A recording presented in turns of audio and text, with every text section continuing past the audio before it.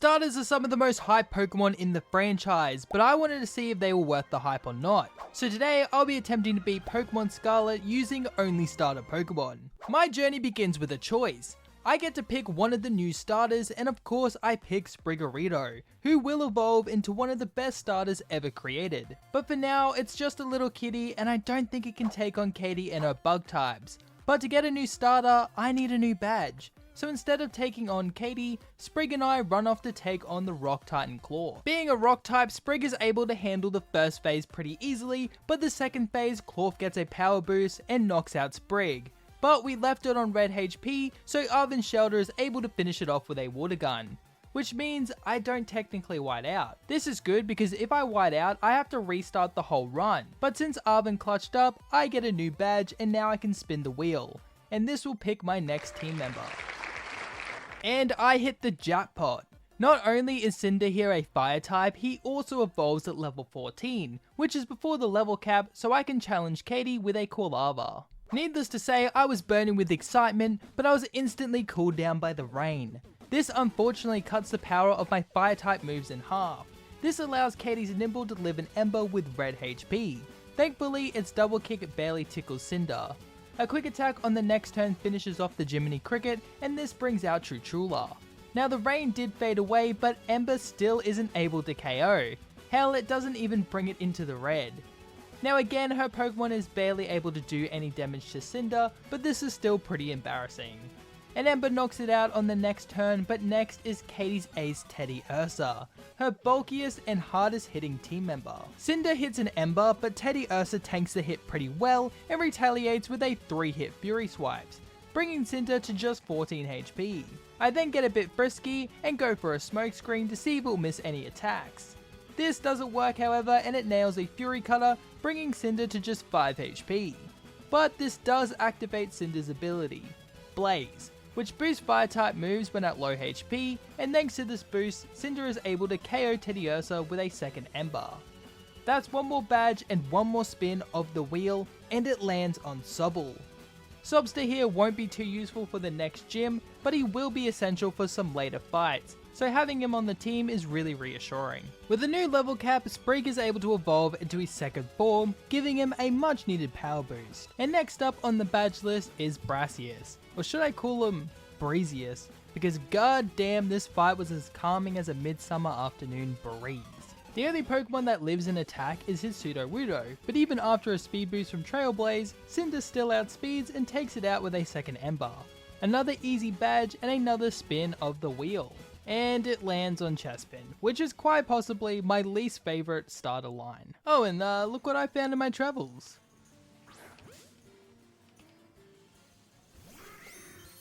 I couldn't escape the shinies even if I tried. So far this challenge has been pretty easy, but that ends here as the next fight is against the Sky Titan, who hits both fire types and grass types for super effective damage. So you know, only 90% of my team. Since this fight is going to be worse than passing cactus spikes, I was a disturbed child, I decided to evolve the new additions just to give myself a chance. The team is as strong as it's going to get, so let's take on the Demon Chicken of the Skies. The battle starts off, well, to put it lightly, it starts off awfully, as Bombardier lands a crit rock throw, leaving Quilladin with just above half HP. Thankfully, Quilladin doesn't miss, so I'm able to land a Leech Seed, which will hopefully help the team stay alive. I attempt to switch into Cinder so I can lower its accuracy with Smokescreen, but I switch him right into another rock throw, which one-shots him. So I bring Quilladin back out, and it also gets one-shot, this time by a Pluck. This isn't looking so good. I bring Sobster in and he gets half shot immediately by Pluck, but I'm able to lower its attack stat with Tearful Look, hindering its damage output. I then Terastallize to boost my own damage, but a wing attack does bring Sobster pretty low. Water Pulse is then able to bring Bombardier into the yellow, and after a tick of Leech Seed, it's just not in the red. And thanks to the Leech Seed healing, Sobster is able to live another wing attack with 1 HP. And Water Pulse triggers phase 2. But unlike every other Titan fight in the game, I can't heal between phases, so I go into phase 2 with basically one Pokemon who is weak to 2/3 of Bombardier's moveset, so I wasn't very hopeful. I start phase 2 off by Terastallizing. Well, that was that was anticlimactic. Thankfully from here, Arvin and his Knackley kinda just carry Sprig and I until Bombardier is taken out by Smackdowns. If it targeted Sprig down, it might have been a bit doomed, but Arvin is once again a Chad and is just carrying me through these Titan fights. Sadly, the battles aren't getting any easier because next is Giacomo and his Starmobile. This thing is an absolute monster in the early game and my mid-stage starters aren't great, but I did roll a Score Bunny, so that should be some good help. Now, if I was gonna white out in any fight, it'd be this one. So let's get the team together and challenge Giacomo. Cinder instantly worries me because his Flame Wheel doesn't even half-shot Giacomo's Pine Yard. Hell, even its Aerial Ace does as much damage to Cinder as Cinder did to it with a stab super effective move. But this complaining is cut short because the last turn must have been a low roll and Flame Wheel knocks out Pine Yard. But now I have to deal with the car. It comes in and intimidates Cinder and I know he can't do any damage, so I use Smokescreen instead to lower its accuracy, because who knows, it might just come in clutch. I then bring in Sobster and I proceed to spam Tearful Look. This lowers both its special attack and physical attack stat. I do this until Sobster is left on 6 HP and then I bring in the newest member of the team, Scorb. I'm not very good at nicknames. Thankfully on the Switch, Scorb dodges a Wicked Talk, but then he misses his high jump kick, doing more damage to himself than the Starmobile could ever do to him. Case in point, Snarl on the next turn does 9 damage and Scorb hits a high jump kick, doing a good chunk of damage back in return. Scorb is then brought down to just 11 HP from a Snarl, but I should be able to land another 2 attacks and I missed. And with that, Scorb crashes and burns.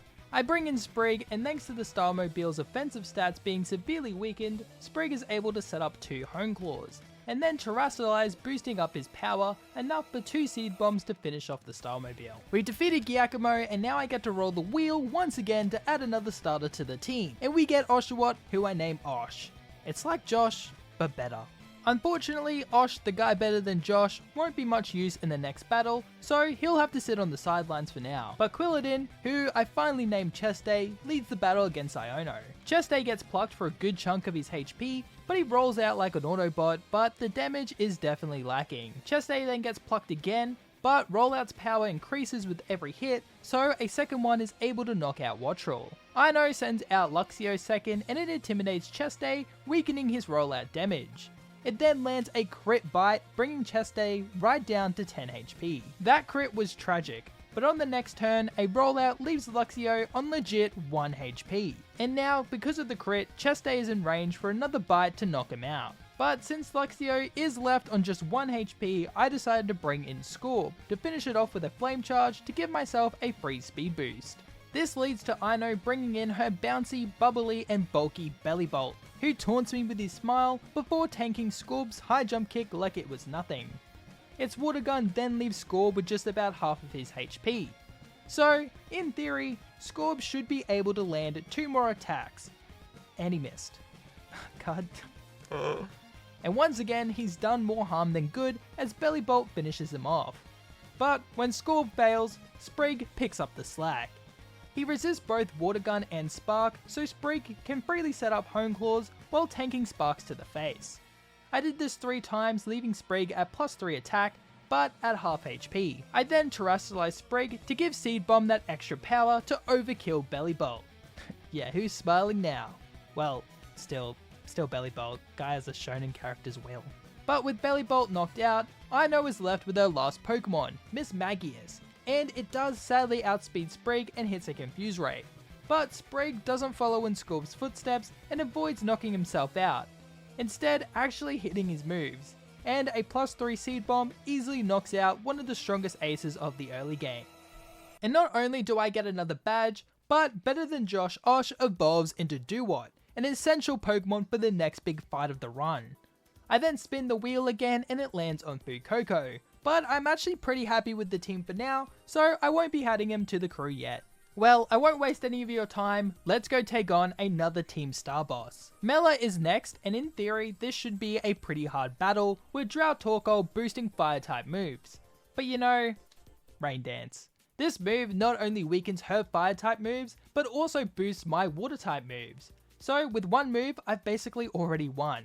but I have another trick up my sleeve. On the next turn I use Focus Energy, boosting Osh's critical hit chance. This will be important in a second, but for now I take out Torkoal with 2 Water Pulses.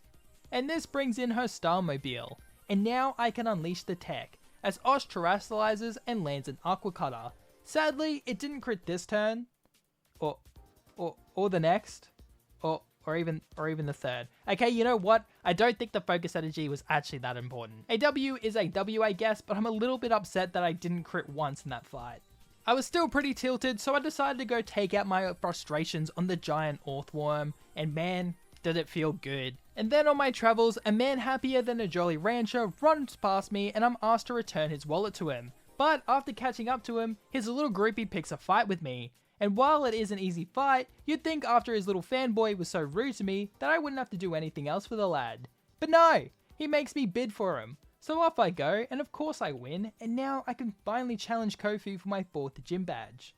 And after all that mucking around, this was personal. He leads the battle off with Veluva, and I lead with Chest Day, and I waste no time terrestrializing, but his fish outspeeds and lands a nasty pluck, and sadly Seed Bomb isn't enough to KO. So, Chest Day is forced to tank another attack before being able to knock out his fish with another Seed Bomb. And well, if Veluva outsped, then Chest Day has no chance against Wugtrio, who finishes off my ugly ball of muscle with a headbutt. I bring in Sobster and start spamming Tearful Look. And now Wugtrio is doing pitiful damage, but in the end I let Wugtrio knock out Sobster so I can send in Sprig for free. I thought I'd be able to set up a bunch of Hone Claws, and I do get one off, but then Wugtrio flinches Sprig twice. This means I'm only able to set up to +2 before I'm forced to take out Wugtrio, which leaves Kofu with his ace, who is one ugly and bulky lad. So I wasn't confident that +2 would be enough, but Sprig quickly proves me wrong and Okos the Crab, earning me my 4th badge. And with the new gym badge comes a new level cap of 36, which means I can evolve all of my starters, like Sobster, who evolves into the OP Inteleon, or better than Josh Osh, who evolves into Samurott, one of the few Pokemon who might actually look better in 3D. Like damn, it looks pretty damn good in this game. And well, I mean Cinder when he's out of battle is just a victim of 3D. Bud looks so awkward. But with some insane power boosts, I think my team is ready to take on one of the most toxic fights in the game, the Poison Star leader Atticus. I lead with Osh and set up the Rain with Rain Dance as Atticus poisons Osh with Skuntank. I forgot to give Osh a Petra Berry, so we'll have to deal with the poison. And Aqua Cutter just doesn't have enough oomph behind it to one-shot, so Osh has to tank a boosted Venoshock, which brings him pretty low after the poison tick. Now Osh might be in range of a Sucker Punch, but he out-prioritizes it with an Aqua Jet, and thanks to the Rain, it's strong enough to finish off Skunktank's HP, knocking it out. This brings in Muck, and Osh finally hits his first critical hit, Aqua Cutter. But Muck lives with red HP, and a combo of Sludge Wave and Poison Tick is enough to KO Osh. But he's carved a path for the real carry of the fight, Sobster, who finishes off the Muck with a Snipe Shot. I then Terra just to make sure Snipe Shot can one-shot Reverum, and it even crits, so it had no chance of surviving. This leaves Atticus with his big Reverum, who smashes Sobster with a Noxus Torque. But Sobster isn't playing around either, retaliating with his Snipe Shot, doing just as much damage in return. And honestly, I think if the next attack crits, then he might be able to knock it out. And well, I didn't even need a crit, because I assumed the incoming Noxus Torque put Sobster into Torrent Rage, boosting his water type moves even further, allowing him to finish off the Starmobile. Now you might have noticed I haven't spun the wheel in a while, but that's honestly just because I really like the team. But don't worry, the other starters will get their spotlight soon enough. Before that though, I evolved Sprig into Meowscarada, giving Sprig access to one of the best grass type moves, the newly created Flower Trick, a move that can never miss and will always crit. And Sprig's first victim is Larry. God, he looks so tired. He's just too relatable. Speaking of tired, his Komola makes Sprig drowsy after he sets up a Hone Claws. I then set up a second Hone Claws and Komola hits a slam for insane damage. And then Sprig falls asleep, but I did have a Lumberry attached which wakes him right up. And then on the next turn, a boosted Flower Trick one-shots Komola. Next is the Dunsparce, but it also just gets one-shot by Flower Trick. And this leaves Larry with his Ace Staraptor. who I wasn't sure if Sprig could one-shot, but I learnt quickly to never doubt Flower Trick as it obliterates Larry, winning a pretty easy gym fight. I then quickly destroy Nemona, and after that, Chesday evolves, and I'll admit, Chestnut doesn't look as awful as I remember. Still not a big fan, but I appreciate it just a little bit more. And I decide it's time to hatch my final remaining starters. First is Rowlet, and he's just so cute. Next was Fuecoco, who's probably my second favorite Paldean starter. Then I added Fennekin to the team, and I didn't even know this Pokemon was in the game yet, so this was pretty hype when I found it in a Wonder Trade. Then, my least favorite Kanto starter, Charmander. Then, Kalo's favorite child, Froakie, and last was Quaxley the Dapper Duck. With all that out of the way, it was time to take on Rhyme, and this is a double battle, so I get to use both Sprig and the newly evolved The Hood. The Hood terrors into a pure grass type to get rid of his ghost type weakness, which is instantly helpful as Mimikyu uses a priority Shadow Sneak. Sprig then breaks Mimikyu's disguise with a Flower Trick, and the Hood puts Bayonet on 1 HP with a Spirit Shackle. This unfortunately means that Bayonet is able to use an Icy Wind, which hits both Sprig and even crits the Hood, bringing him below half HP.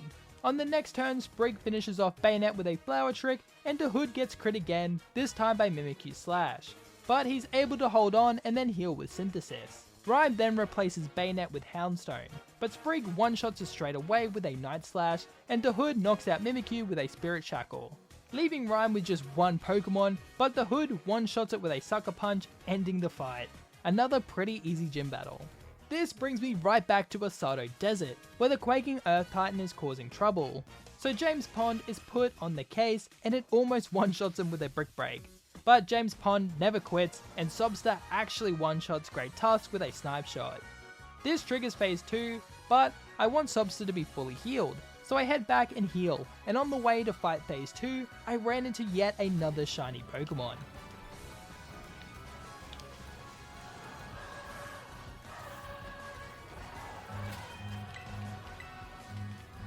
I seriously find another shiny? Oh my god.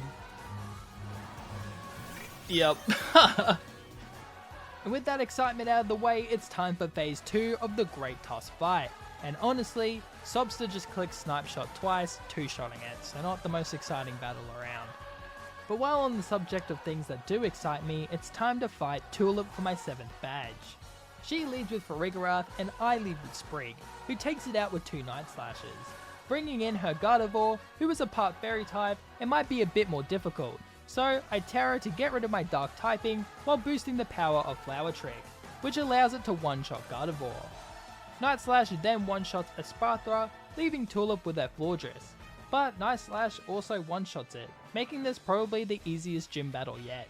But the next and last gym is infamous for being pretty damn easy. Grusha leads with Frostmoth and I lead with Cinder, who hasn't been featured in a while. I Terrestrialize Cinder and hit his Frostmoth with a 4x super effective Lava Plume, overkilling the poor little thing. Next for Grusha was his Beartic, and I was pretty confident that Lava Plume would just OHKO, but it lives with red HP and retaliates with an Earthquake, bringing Cinder down to just 24 HP. And to humiliate my boy even more, it then uses a priority Aqua Jet to finish Cinder off. So I then bring in my own priority user in Greninja, and Water Shuriken the bear to take it out.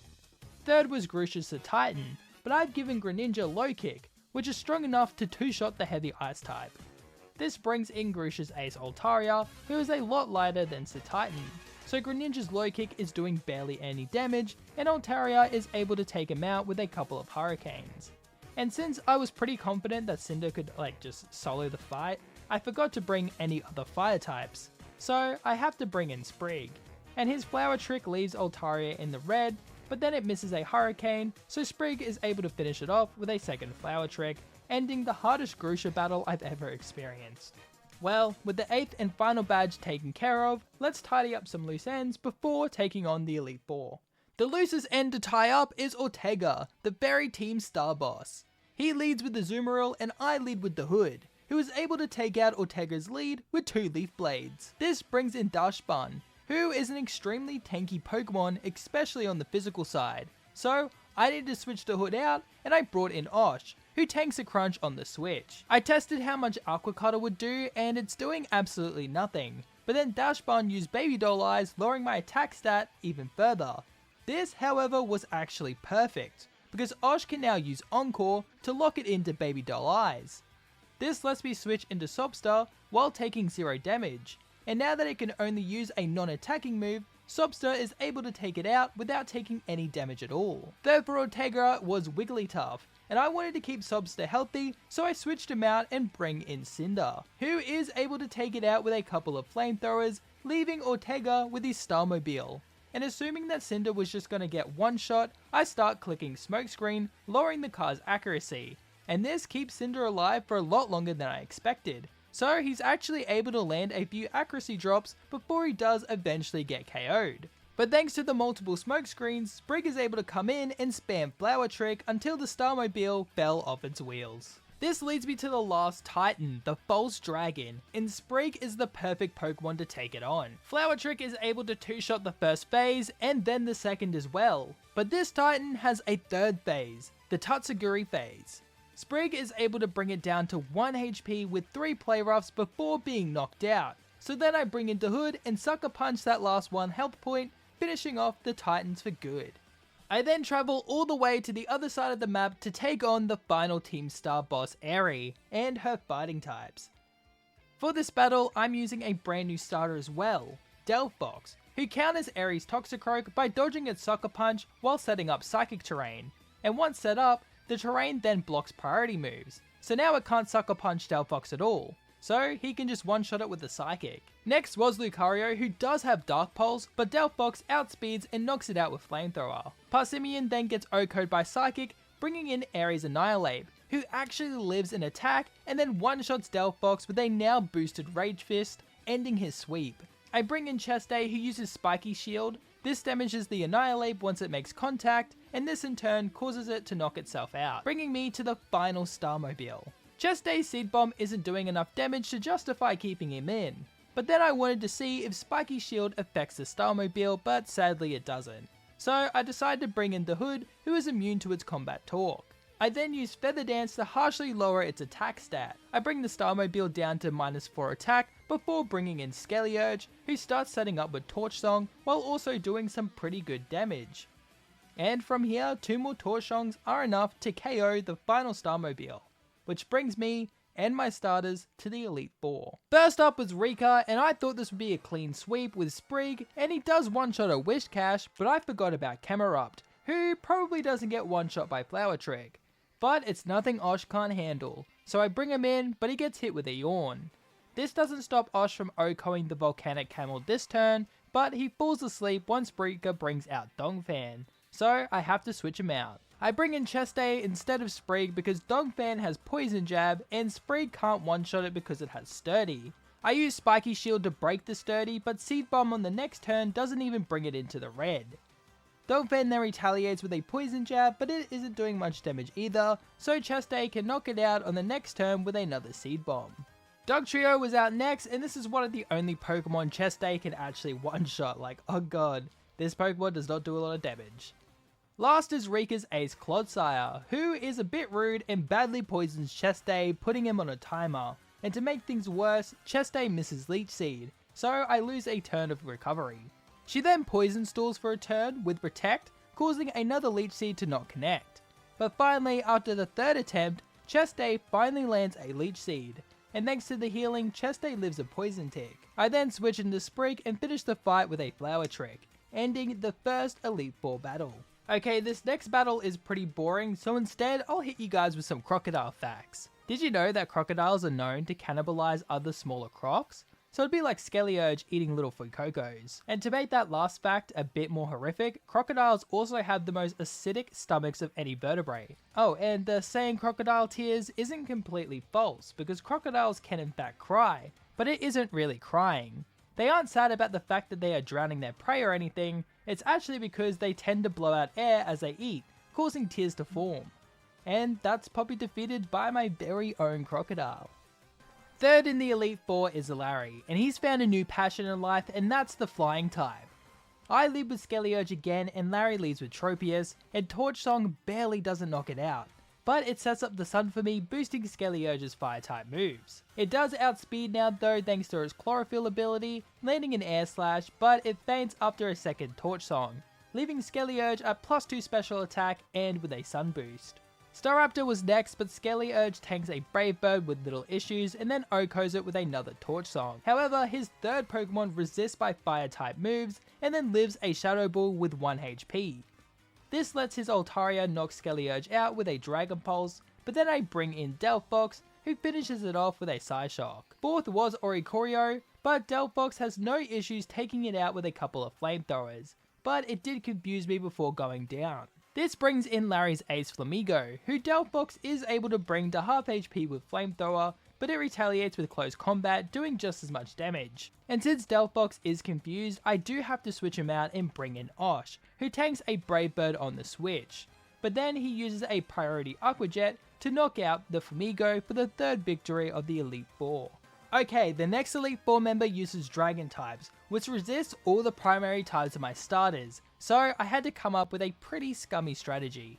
It starts off well as Cinder just naturally dodges a Super Fang and then lowers Noivern's accuracy with Smokescreen, and Dragon Pulse is the only move that he has with 100% accuracy, so it's pretty easy to get Noivern to -6 accuracy.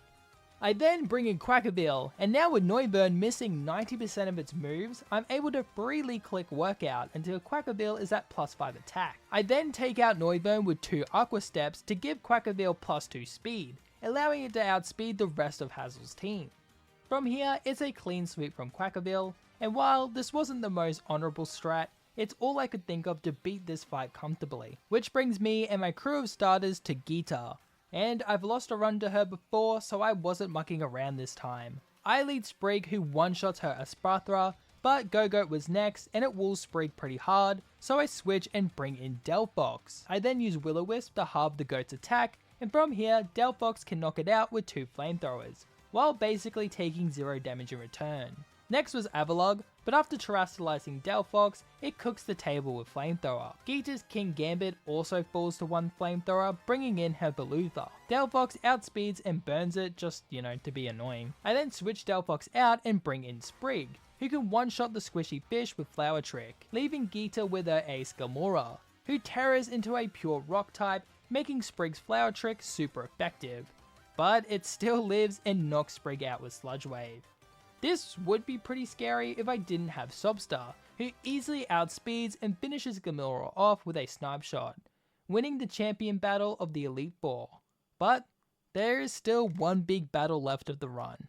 It was time for the final battle against one of this franchise's best rivals, Nemona, who leads the battle with Lycanroc, and I lead with my first and best starter of the run, Sprig. I know Nemona likes to set up rocks turn 1, so I use this to set up a Hone Claws, and well, it does in fact use Stealth Rocks. I then set up a second Hone Claws as Lycanroc lands a Stone Edge, bringing Sprig below half HP, but I'm pretty sure +2 should be enough to just sweep the fight. A Flower Trick easily KOs her Lycanroc, and then Pawmot comes out, but it also gets clapped by a +2 Flower Trick. Third was Goodra, and this Pokemon is normally one of the toughest to knock out, but Sprig has access to Play Rough, which is enough to OHKO the bulky dragon. And, well, this is where Sprig runs into a steel wall, Nemona's Orthworm.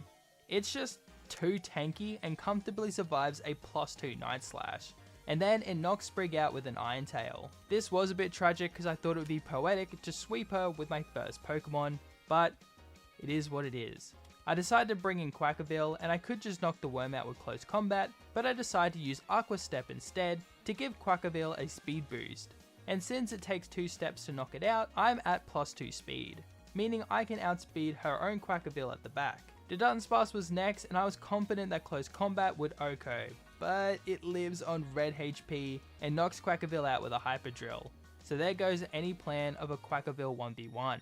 I bring in Dahoud next, who can finish it off with a Leaf Blade, and he should have a good matchup against Nemona's Quackaville. And well, she sends it out and we both terror our Pokemon, but Quackaville outspeeds and lands a powerful Ice Spinner. But Dahoud proves to be the heavier hitter as Leaf Blade cleanly OHKOs her Quackaville. And that's how I beat Pokemon Scarlet with only starters. Click here to watch me beat Pokemon Violet with shiny ghost types.